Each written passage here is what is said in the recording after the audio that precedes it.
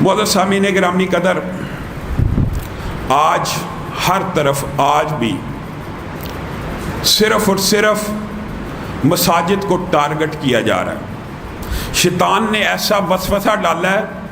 آج T V programme کے اوپر ایک صاحب نے یہ کہا کہ کرونا کا کوئی مذہب نہیں ہے، کوئی مسلک نہیں ہے۔ میں نے کہا اس کا تو مذہب یہودی لگتا ہے کہ جو صرف اور صرف مسجد میں دریافت ہوتا ہے۔ میڈیا ہاؤسز ان کو چیک کیا گیا ہے، پورے کا پورا ایک میڈیا، اس کے اندر 20 سے زیادہ کرونا کے مریض، اسلام آباد میں 20 سے زیادہ کرونا کے مریض۔ آپ بتائیے، میڈیا پہ خبر بھی آ رہی ہے۔ مسجدوں کو 3-3 9-9 منٹ کے ہیڈ لائنز بلیٹن میں ایسے شو کیا جاتا ہے جیسے یہ کرونا کے سینٹرز ہیں۔ اللہ تعالیٰ ان کو ہدایت دے۔ اتنا عقل کے اوپر پردہ اور وسوسہ ہے۔ اللہ 1400 سال ہو گئے ہیں، 1400 سال گزر گئے ہیں نا۔ اللہ تعالیٰ کیا کہتا ہے؟ وَقَرْنَ فِي بِيُوتِكُنَّ، عورت اپنے گھر میں ملکہ، شہزادی، عزت احترام کے ساتھ گھر میں چین پکڑے۔ مرد اس کی خدمت کرے گا، کما کے لائے گا، سارے دن محنت کرے گا۔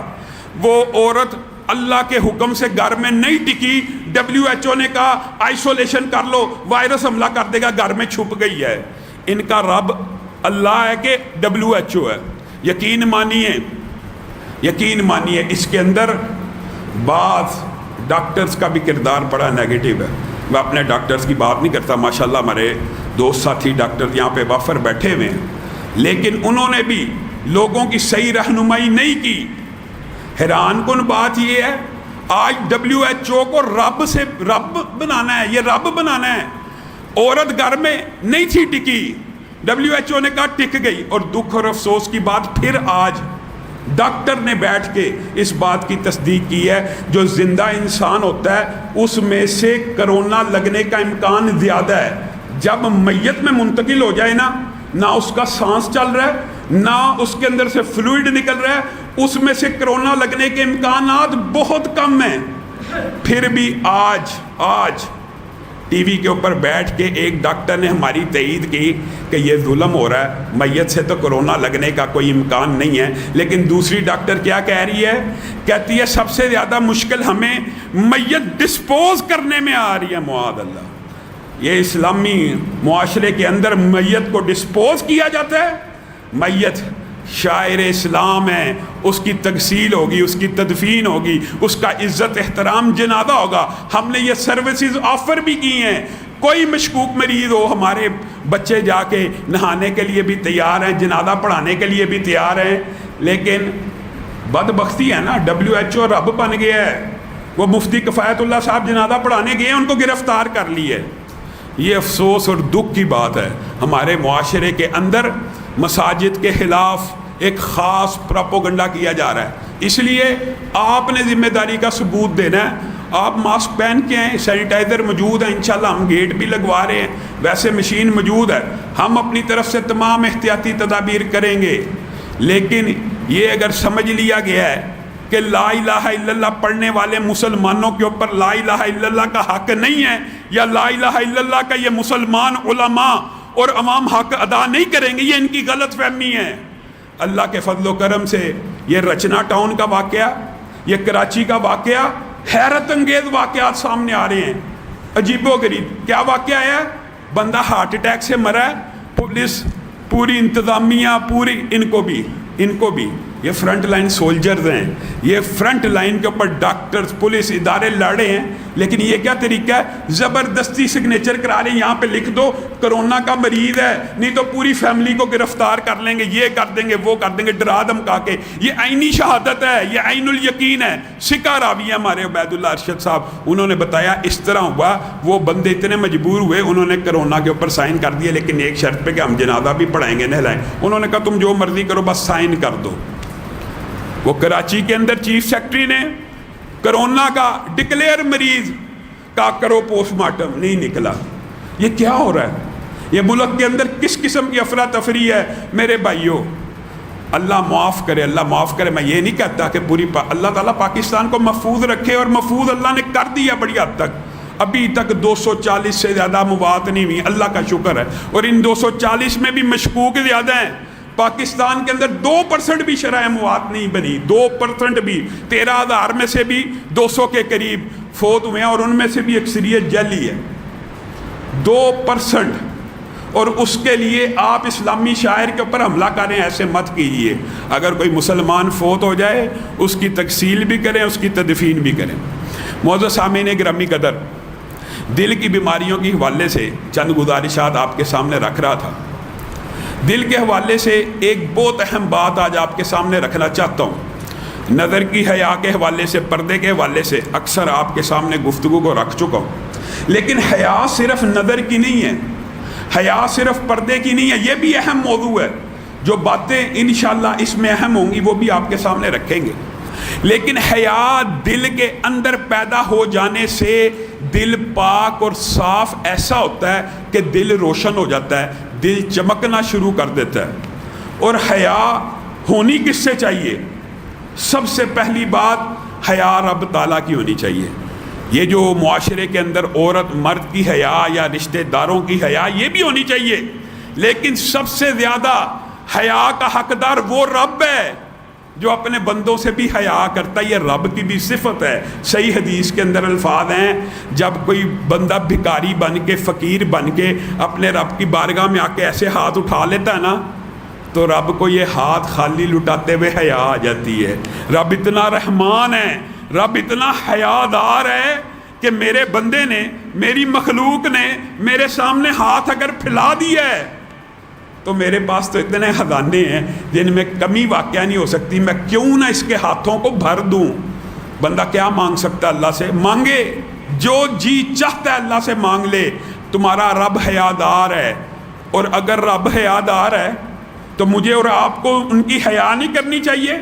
فرشتے جو اللہ رب العزت کی پیدائش سے لے کے جب سے پیدا ہوئے ہیں نا، اب تک اللہ کی تسبیح بیان کر رہے ہیں، اللہ کی حمد بیان کر رہے ہیں، اللہ کی عبادت بیان کر رہے ہیں، اور پھر بھی اللہ سے اتنی حیا کرتے ہیں، اللہ کو آ کے کہتے ہیں اللہ جو آپ کا حق عبادت تھا نا ہم نے پورا نہیں کیا۔ اللہ جب بھی کوئی حکم دیتا ہے نا، یہ فرشتے اللہ سے اتنی حیا کرتے ہیں، اتنے بڑے فرشتے ہیں جو آسمان پہ بھی اگر سجدہ کرے نا آسمان ہلنا شروع ہو جاتا ہے، کپ کپانا شروع ہو جاتا ہے۔ اتنے بڑے فرشتے، جب اللہ کوئی آرڈر آسمان سے نازل کرتا ہے نا، یہ فرشتے اپنے پروں کو حیا کے اندر، خوف کے اندر اس طرح پھڑپھڑاتے ہیں کہ ان کے پروں سے ایسی آواز آتی ہے جیسی زنجیر کو اگر پتھر پہ مارا جائے تو آواز آتی ہے نا، اس طرح کی آواز فرشتوں کے پروں سے آتی ہے۔ اور جبریل امین 600 سے زیادہ پر ہیں،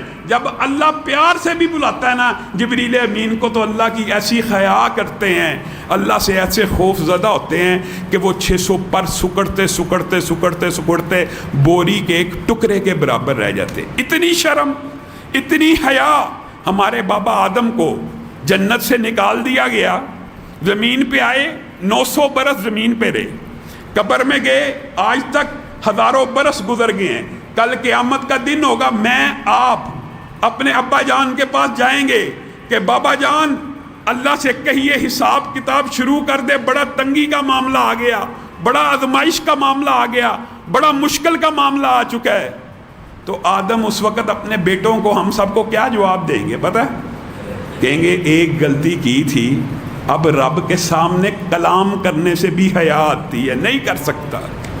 میں اور آپ رب کی حیا سب سے اہم، اللہ کی حیا صحابہ میں سے بعض نے ایسے کی ہے۔ حضرت عثمان کے بارے میں ملتا ہے، حضرت عثمان کے بارے میں سبحان اللہ، جب تنہائی میں بھی ہوتے تھے نا، جب تنہا ہوتے تھے اکیلے، تو اپنا لباس اتارتے ہوئے حیا کرتے تھے، اپنا لباس اتارتے ہوئے قضائے حاجت کرنے کے لیے جب اپنا لباس اتارتے تھے شرم سے پانی پانی ہو جاتے تھے۔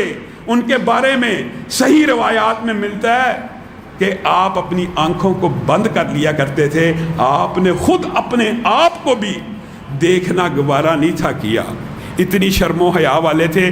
رسول اللہ نے کہا تھا، ان کے بارے میں کہا تھا، اللہ کی قسم حدیث ذہن میں آ گئی، ابو بکر آئے، رسول اللہ صلی اللہ علیہ وسلم کے کپڑے یہاں تک تھے، آدھی پنڈلی سے اوپر، مسلمانوں کا معمول ہے، رہنے چاہیے، یہ کلچر بھی ہم نے چھوڑ دیا۔ رسول اللہ صلی اللہ علیہ وسلم کی आधी पंडली से ऊपर कपड़े थे। अबू बकर आए, रसूलुल्लाह बैठे हुए हैं, हंस रहे हैं, बातें कर रहे हैं, मुस्कुरा रहे हैं। उमर आए, बैठे हैं उसी तरह। दस्तक हुई, कौन आया? उस्मान आया। रसूलुल्लाह सल्लल्लाहु अलैहि वसल्लम ने ऐसे ऐसे कपड़े सीधे करना शुरू कर दिए, कपड़े सीधे करना शुरू कर दिए। ऐ दमाद! अबू बकर उमर हैरान रह गए। कहा अल्लाह के रसूल, आपने ये अजीब मामला किया। मैं आया, उमर आए, सहाबा आए, आपने ये हरकत नहीं की। उस्मान आए, आप फौरी तौर पे कपड़ों को सीधा कर रहे हैं, कपड़ों को नीचे कर रहे हैं, अपने कपड़ों को दुरुस्त कर रहे हैं। क्या मामला है? नबी करीम सल्लल्लाहु अलैहि वसल्लम ने हज़रत उस्मान की ये सिफत उस वक़्त बयान की थी, मैं क्यों ना उस उस्मान से हया करूं जिससे रब के फरिश्ते भी हया करते हैं। बताइए, हया तो ऐसी होनी चाहिए। कैसी? अब्दुल्ला इब्न उमर, सुभान अल्लाह, गए हैं एक वादी के अंदर। ये जो हया है ना, अल्लाह की कसम, जो भाई मेरे बेटे पूछते हैं ना, लामा साहब इबादत का मज़ा नहीं आता। एक मर्तबा हया के साथ अपने दिल का ताल्लुक़ मजबूत कर लीजिए। एक मर्तबा अपने दिल के अंदर हया डाल लीजिए। हया ईमान का भी हिस्सा है, सही हदीस है ये भी। 60 के करीब ईमान की जो जुज़ियात है या शाखें हैं, उनमें से एक हिस्सा हया भी है। और बाद मुहद्दिसीन ने तो इसके बारे में बड़े अजीबो गरीब नुकात बयान किए हैं कि हया और हयात दोनों का मादा एक है, दोनों की बुनियाद एक है, अल्फाज दोनों के मादे असल रूट एक है। बल्कि ज़िंदगी कहते ही उसको हैं जो हया वाली हो। जो ज़िंदगी हया के बगैर होती है वो जानवरों और दरिंदों की होती है। इंसान और दरिंदे में फ़र्क है तो हया का फ़र्क है।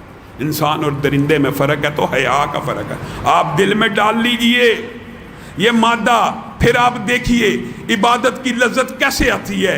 कभी गलती से आंख उठ जाए टीवी की तरफ, फेसबुक के अंदर किसी चीज़, किसी गैर महरम की तरफ, उस रब की हया करते हुए आंखों के ऊपर उंगलियों को रख लें, उस रब की हया करते हुए बंद कर दें। अल्लाह की कसम, फिर 2 नफल पढ़ के देखें, आपको ना इबादत का लुत्फ आए, फिर आप कहना। इबादत के अंदर लुत्फ पैदा हो जाता है हया के साथ। ऐसी हया होनी चाहिए कि तन्हाई के अंदर भी अल्लाह की हया होनी चाहिए। अब्दुल्ला इब्न उमर चरवाहे के पास गए, कहा ये बकरी दे दे। क्यों दे दूं? तेरा मालिक यहाँ पे मौजूद नहीं, तू चरवाहा है, रेवड़ का सरबराह है, उसको कह दें कि बकरी को भेड़िए ने खा लिया। कई दफ़ा खाती होगी, तू कहता होगा।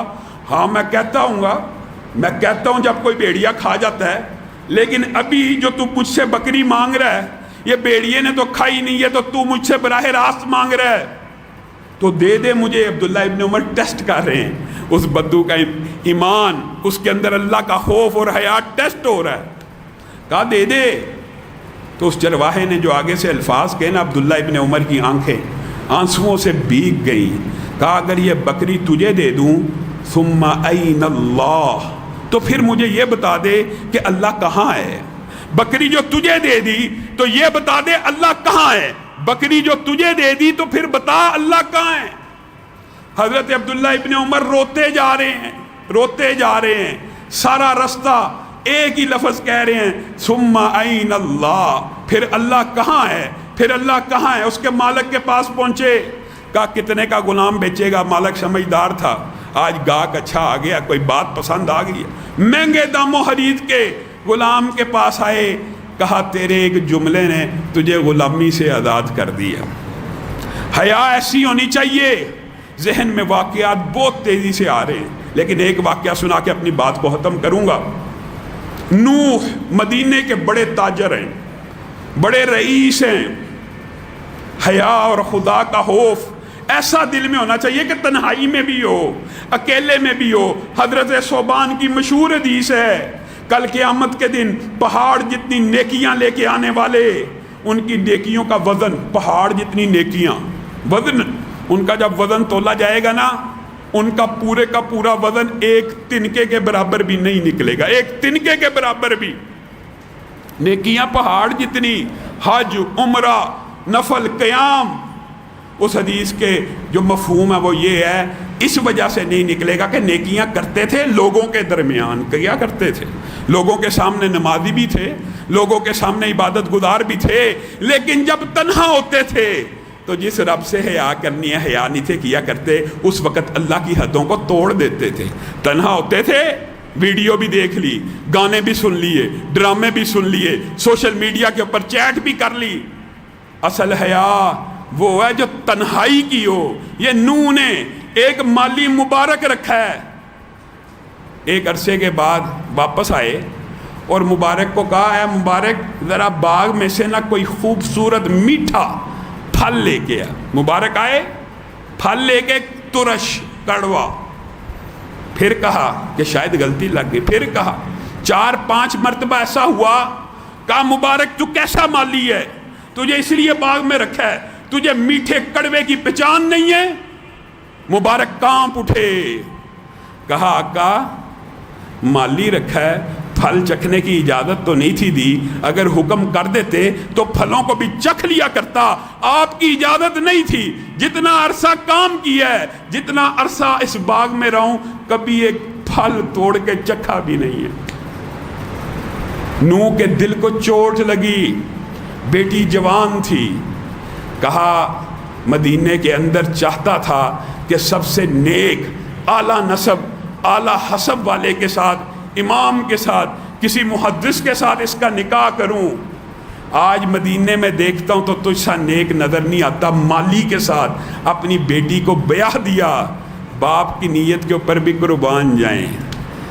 محدث سے شادی کرنے کی نیت کرتا تھا، عظیم نیک حسب نسب والے سے شادی کرنے کی نیت کرتا تھا، نیکی کی وجہ سے، اس کی حیا کی وجہ سے اس نے شادی کی، نتیجہ کیا نکلا؟ گھر میں بچہ پیدا ہوا، نام رکھا عبداللہ، امام المحدثین عبداللہ ابن مبارک اس جوڑے کے بطن سے پیدا ہو رہے، اور ان کی ایک الگ شان ہے، انشاءاللہ کبھی وقت آیا اس حوالے سے گفتگو کریں گے۔ اللہ رب العزت ہمارے دلوں کے اندر حیا کو بھر دے، اللہ تعالیٰ پاکستان کو کرونا بیماری سے نجات دے دے۔ یا اللہ اگر یہاں پہ کوئی جہنمی بیٹھا ہے کتابت تقدیر کے دن، یا اللہ اس کو آزاد فرما۔ سبحان ربک رب العزت عما یصفون وسلام علی المرسلین والحمد للہ رب العالمین۔